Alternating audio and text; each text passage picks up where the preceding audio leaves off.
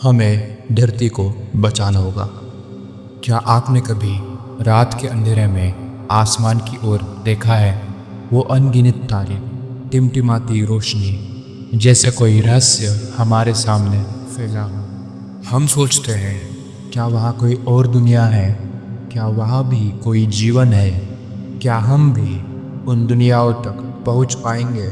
लेकिन इस ब्रह्मांड में, इन अरबों तारों और ग्रहों के बीच, हमारे पास सच में है तो बस एक ही जगह, एक ही प्लैनेट जिस पे हम सांस ले सकते हैं, और वो है हमारी धरती।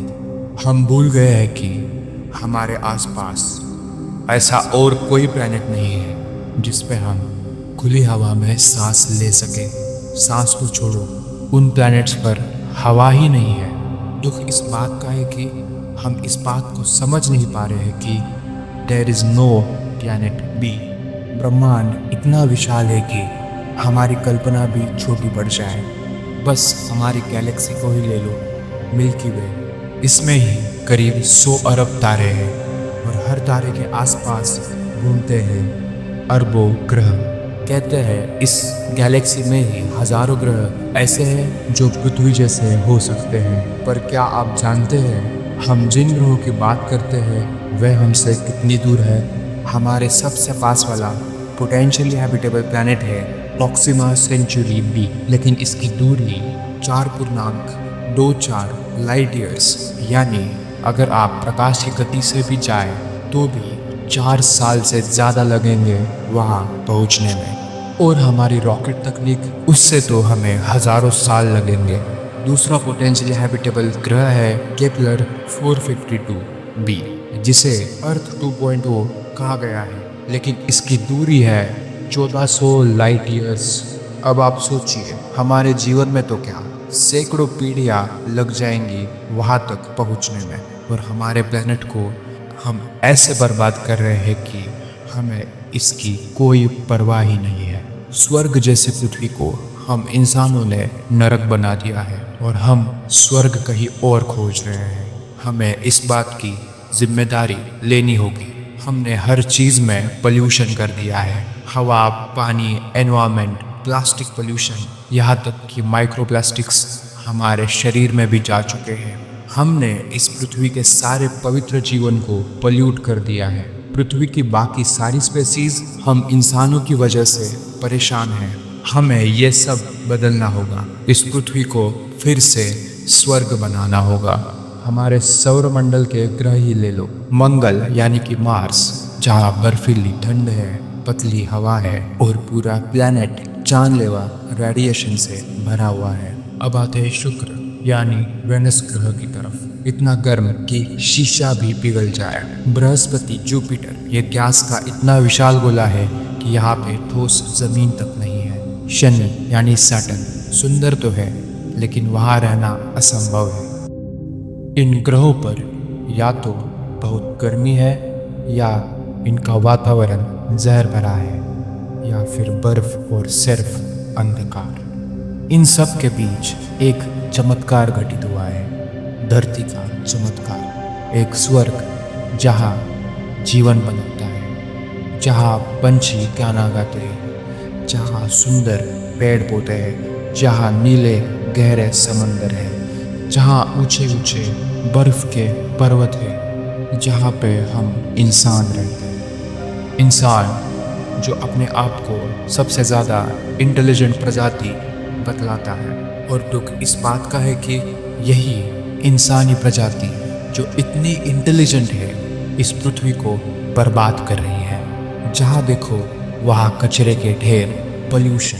अगर सच में अपने आप को हम इंटेलिजेंट मानते हैं तो हमें पृथ्वी को सुधारना होगा। हमें इसे और सुंदर जीवन से भरना होगा, ना कि कचरों के ढेर से। जहाँ हमें फिर से नीला आसमान लाना है, फिर से हरियाली लानी है, जीवन की फिर से नई शुरुआत करनी है। हमारा ग्रह रेगिस्तान में एक ओएसिस की तरह है, जहाँ जीवन न सिर्फ है बल्कि पनपता भी है, खिलता भी है।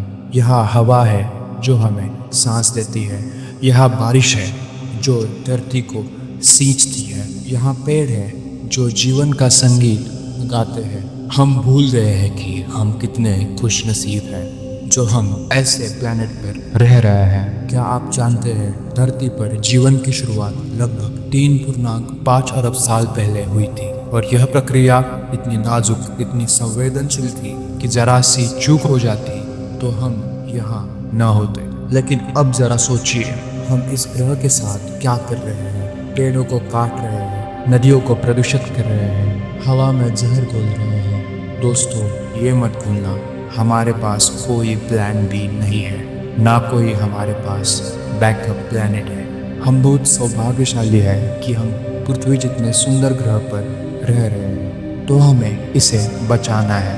यह मैसेज हमें बहुत ज़्यादा फैलाना होगा। इस वीडियो को जितना हो सके उतना लाइक करो, शेयर करो, ताकि YouTube एल्गोरिदम इसको इतना पुश करे कि ये ज़्यादा लोगों के पास पहुंच जाए। याद रखो, हम पृथ्वी को नहीं बचा रहे हैं, हम अपने आप को बचा रहे हैं। जब हमारा प्लैनेट हेल्दी रहेगा, खुशहाल रहेगा, तो उस पर रहने वाले सारे मनुष्य, पशु पक्षी भी खुशहाल रहेंगे।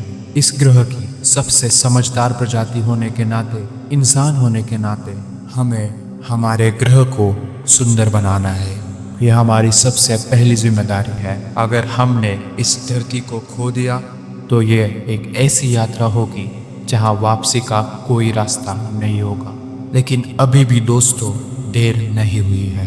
हम अब भी इस सुंदर ग्रह की रक्षा कर सकते हैं। हर पेड़ जो आप लगाते हैं वो धरती की सांस बनता है। इस पृथ्वी के हर प्रजाति जो इस ग्रह पर जी रही है, उसके प्रति हमें आदर की भावना रखनी होगी। याद रखो, जीने का हक सबको होता है। हमारा प्लैनेट आज इंसानों द्वारा किए गए ग्रीन हाउस गैसेस की इमिशंस की वजह से क्लाइमेट चेंज और ग्लोबल वार्मिंग जैसी समस्याओं से जूझ रहा है। हमें ये सब कम करना होगा।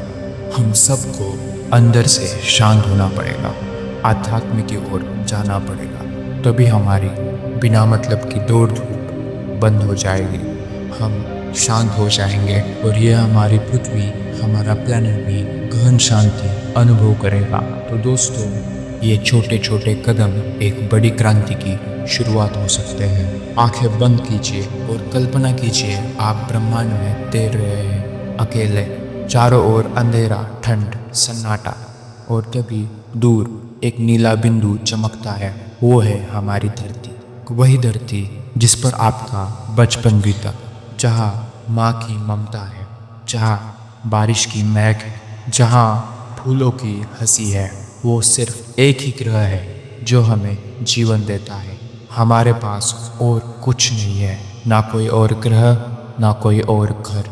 तो आइए मिलकर कसम लें, इस धरती को बचाएं, इसे सहेजें, इसे संवारें।